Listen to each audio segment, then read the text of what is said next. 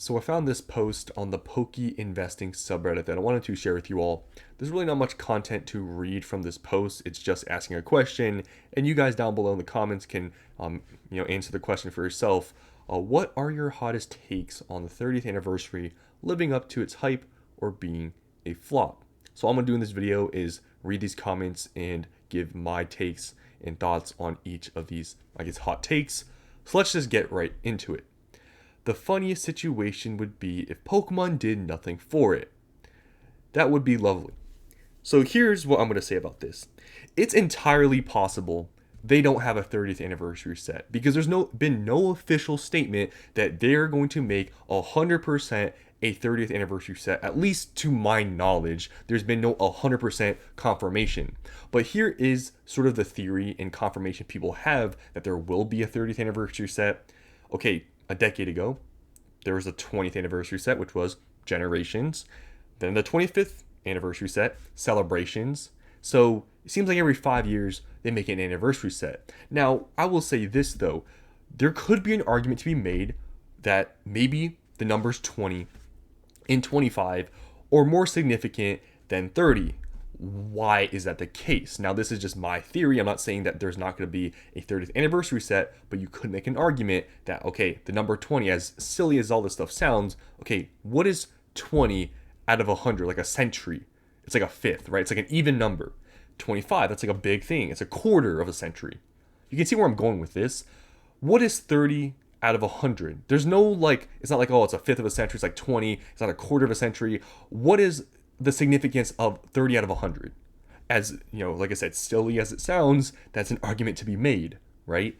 So it's entirely possible they don't come out with a 30th anniversary set, and maybe all this theorizing, it really has no use because maybe they don't come out with it. But based on the last decade, they have made a celebratory set every 5 years. But like I said, you could argue maybe 30 doesn't really have any significance, and therefore maybe they won't make one. But I feel like if Pokemon was smart and they're continuing this 5 year gap of celebratory stuff, I mean, it seems like it's only in their favor to keep making anniversary sets every 5 years, especially in this market. But that's just a theory. I'll take a guess for fun. Maybe we get some cool Gen 2 full arts. I'd love to see them take a bunch of cool half art cards from over the years, turn them into full arts. Like keep the same theme and background, but extend it to a whole card.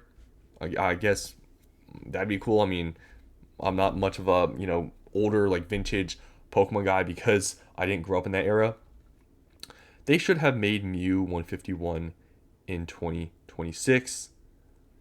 Okay, I guess they thought that should happen. It's going to be amazing, if not straight away, but it will be eventually. Celebrations was such an easy set to buy when it came out in Australia. I opened so much of the set because it was so easily accessible. Yeah, I don't think people actually realize Celebrations, even though it was kind of during the hype, Celebrations was not that expensive. It got reprinted like a pretty good amount. ETBs, I remember you could buy them for like $70, $80. So it wasn't extremely expensive to today's standards. I've heard rumors they're bringing back Shining Pokemon. I've heard rumors they're bringing back Dark Pokemon. I'm excited. I can't wait. We'll see what happens. Expect short-term volatility, but long-term value appreciation remains practically inevitable. Yeah, I mean, if you look at all this, celebratory sets, 20th anniversary, 25th anniversary, they're all doing extremely well. I mean, it seems like every 5 years, if they come out with a celebratory set every 5 years, the previous ones will start to appreciate when we get to that mark of hitting that 5 years, because we're seeing that with Celebrations. Literally, a huge reason why. I mean, it's just the whole market's going up, but a big reason why Celebrations is going up is in anticipation for this 30th anniversary set. Ancient Mew illustration art. Who knows? I don't know if people are just guessing here or what would be cool, but okay. 1 of 1 pools. I hope not. It would make it very polarizing to current collectors, but would get more people into card collecting. Or just any number of pools. That's one of the best parts of sports cards. Imagine a full art Charizard that's numbered out of 25. So this has been a conversation about the Pokemon space that some people bring up. Why not make things more exclusive? Why not add this serialized thing where there's only a certain amount made with a stamp? Now, there's other card games that have this. Sports cards, for example, Magic, I guess, has it. And some other cards, I guess, probably have it too. Pokemon, I don't know. It seems sort of out of their just the branding itself for some reason, in my opinion, like having a stamped one of whatever card. I don't know. For me, it seems out of the realm, but hey, if the market ever starts going down or anything, maybe they'll start doing serialized stuff. I don't know. But it would be crazy if they did that. A one of one would make things go ridiculous, or just any numbered card, to be honest. I don't know if they're going to do it. It's something to be said, but who knows? My hottest take: I don't think it matters what Pokemon Center puts out. I think for many, this will be the time they try to dump whatever they've hoarded, and we'll start to see things correct at least a bit. I think people don't get how many people are over-indexed in Pokemon with credit because they lack self-control, bought into FOMO thinking Pokemon's a broken money printer, which it has been for a little bit, but how much longer? So, okay. Yeah, I think a lot of these people put themselves into the perspective of other people. Like they're using their own biases and thoughts like, okay, I'm going to probably do this, so people are probably going to do this as well. Just because there's a celebratory set doesn't mean, everyone is going to start dumping their money into this celebratory set.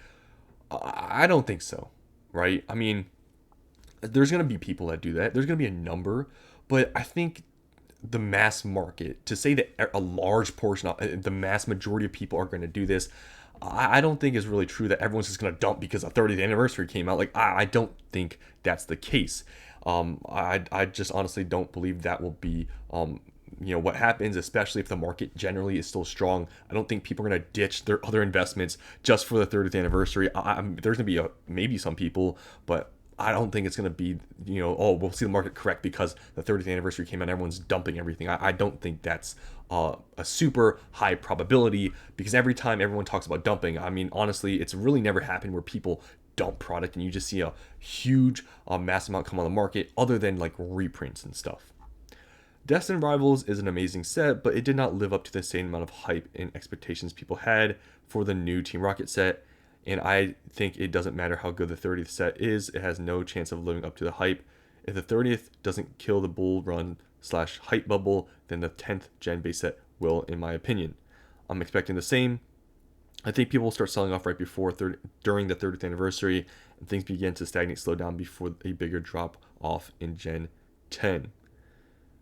People say Destined Rivals didn't live up to the hype. People are saying that. It's got 3 upvotes. People don't think Destined Rivals lived up to the hype. I mean, is anyone looking at the card prices or the sealed prices? Like, what are people talking about?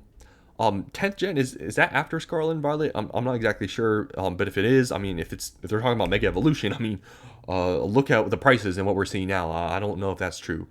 So I don't know if I 100% agree with some of these takes here. It'll flop because history repeats itself. Guys, this whole history repeats itself. You got to take some things and like sort of, I don't know. There's this whole thing that's always been said, history repeats itself, or just because this happened, this is going to happen this time. Things can change, guys. Things can change. And I really feel like, it sounds so, like, I guess, cliche, but I truly feel like this time is sort of different. I don't think there's any more, it happened to Celebrations. And also, Celebrations sort of got printed, pretty heavily, and kind of, things were going down the market. I don't think, just because, and I don't even think Celebrations was a flop, to be honest. But let's just read what this person has to say regardless. Right before the 25th, there was a massive bull run that lasted a year. Then Pokemon as a whole tanked nearly the entire year after of the 25th anniversary, to include during when the Celebration set came out.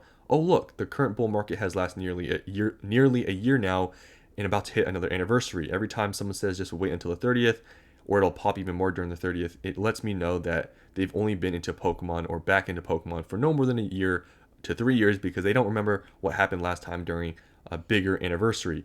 Huge bull market spikes in any collectible market rarely even ever lasts more than a year, so why do so many people think this coming year will be the first or an only outlier?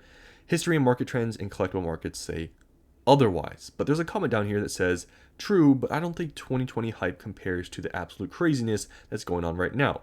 So if history repeats itself in a couple of years, it will all just come back even higher than before.